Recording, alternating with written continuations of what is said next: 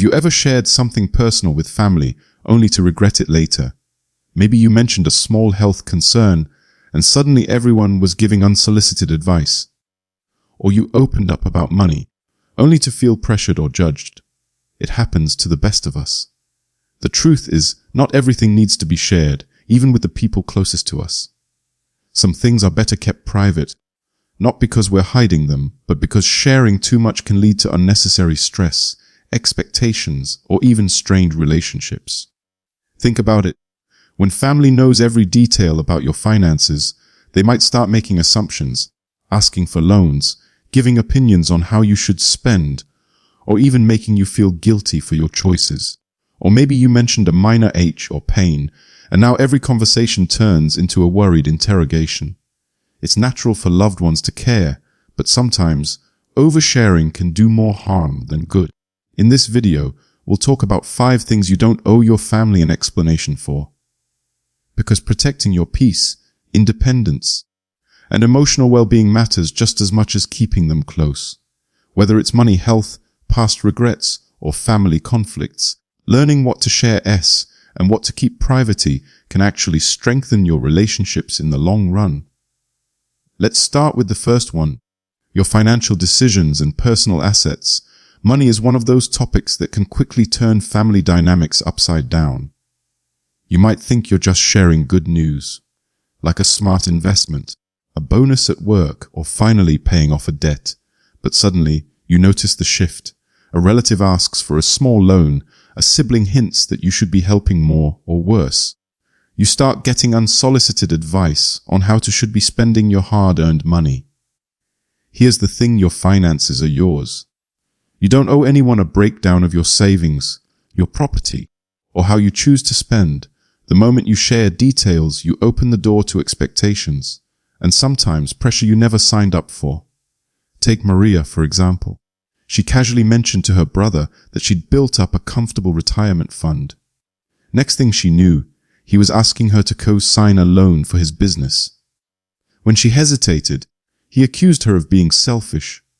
Suddenly, her financial security became a source of guilt. And that's not fair.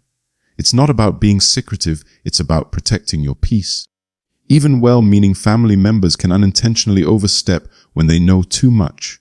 Maybe they assume you can afford to host every holiday dinner, or they question why you're not helping a cousin in need. But here's the truth, you've worked hard for what you have, and how you manage it is your choice. So, what can you do? Keep it vague. If someone asks about money, a simple, "I'm managing just fine, thanks," is enough. If they push, remember you don't have to justify, debate, or disclose. Your financial independence is worth protecting, because when money mixes with family, the price isn't always just dollars and cents. It can cost you respect, boundaries, and even relationships. And speaking of boundaries, let's talk about another area where less sharing can mean less stress your health. You know how it goes.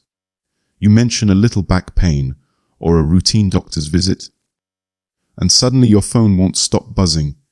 Your sister insists you try her chiropractor, your nephew sends you alarmist articles, and your cousin starts diagnosing you over dinner.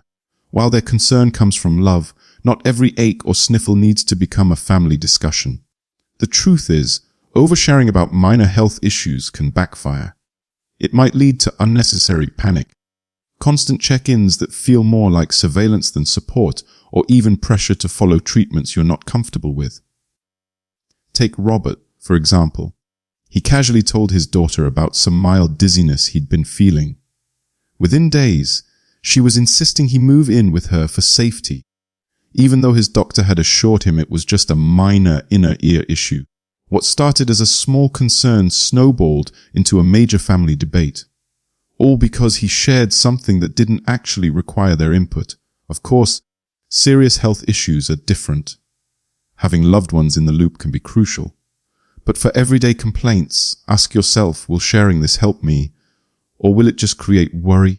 A stiff knee or seasonal allergies usually don't need a committee meeting. Instead, save the updates for when you truly want advice or support. If family presses for details, try gentle deflection.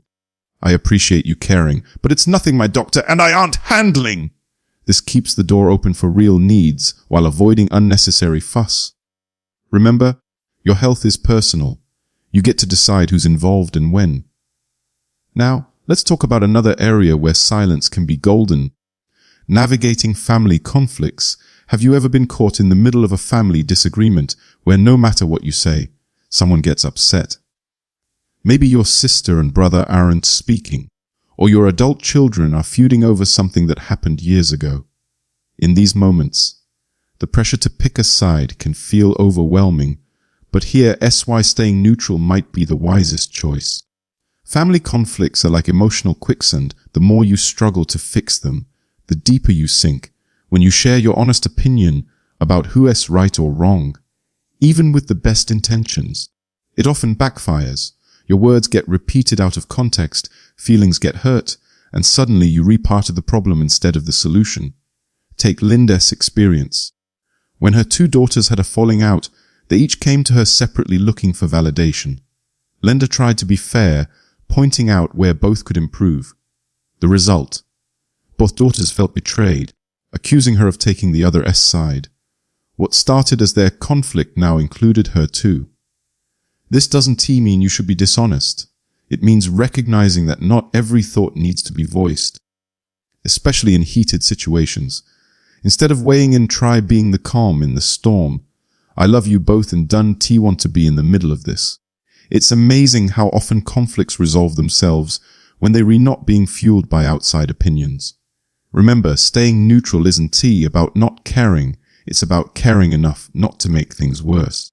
And speaking of things we sometimes wish we could take back, let's talk about past regrets. We all have chapters in our lives we'd rather not read aloud, those past decisions that still make us wince when we think about them. Maybe it's a career path you wish you'd taken, how you raised your children, or relationships that didn't work out. While sharing these vulnerable moments can feel cathartic, there are some regrets that are kept close to your heart. Here's why. When we reveal certain regrets to family members, it can unintentionally burden them or change how they see us. Imagine telling your adult children you regret having them so young. Even if you quickly add how much you love them now, those words can leave lasting scars. Or confessing to a sibling about an old financial mistake might suddenly make them question all your current advice. This isn't about being dishonest, it's about protecting both yourself and your relationships. Some reflections are meant for personal growth, not public discussion. The past can be changed, but how we talk about it can shape our present. If you do feel the need to process these feelings, consider talking with a neutral party like a therapist or trusted friend outside the family. They can help you work through these emotions without the risk of altering important family dynamics.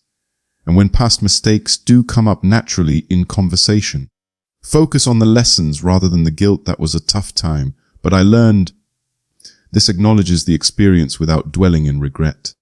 Now, let's talk about another area where discretion matters, your complete financial picture. You know that moment when you're chatting with family and someone asks, "So exactly how much do you have saved for retirement?" or "What's your house worth these days?" It feels innocent enough, but here's why keeping some financial cards close to your vest is actually a form of self-care. Money has a funny way of changing relationships, even with people who love you. When family knows all the details of your financial situation, it can create invisible expectations. Suddenly, you might notice more requests for loans, subtle pressure to help with others' financial obligations, or even resentment about how you choose to spend your money. Consider this: if your relatives know you received an inheritance, they might assume you can afford to pay for family vacations. If they know about your investment success, they may expect you to bail out a struggling family member. Even positive financial news can create awkward dynamics. When Mark mentioned his promotion and raise at a family gathering, he was surprised when his brother later asked to borrow money for a new car. This doesn't mean you need to lie or be secretive. It's about setting healthy boundaries. You can be open about financial principles. We believe in living debt-free without revealing dollar amounts. If pressed for details, Try polite deflection. "We comfortable. Thank you for asking," or "We prefer to keep those details private." Remember, your financial information is personal data, just like your medical records. Sharing selectively protects not just your assets, but your relationships too. When money stays out of family conversations, love and connection can take center stage instead. At the end of the day, boundaries aren't walls. They are the gates that let healthy relationships breathe. What we've talked about today isn't about keeping secrets from those you love, but about protecting the peace and autonomy that make those relationships strong. Think of these 5 areas like personal treasure chests. Some contents are meant to be shared, while others are valuable precisely because they were kept safe. Your finances, health, honest opinions, past regrets, and complete financial picture all deserve thoughtful consideration before sharing. The beautiful paradox. When we maintain these gentle boundaries, we often find our family connections grow stronger. There's more space for joy, less room for pressure, and relationships built on who we are rather than what we have or what we've done. So the next time you're tempted to overshare, pause and ask yourself, will this bring us closer, or could it create complications? Your future self and your family will thank you for that moment of reflection.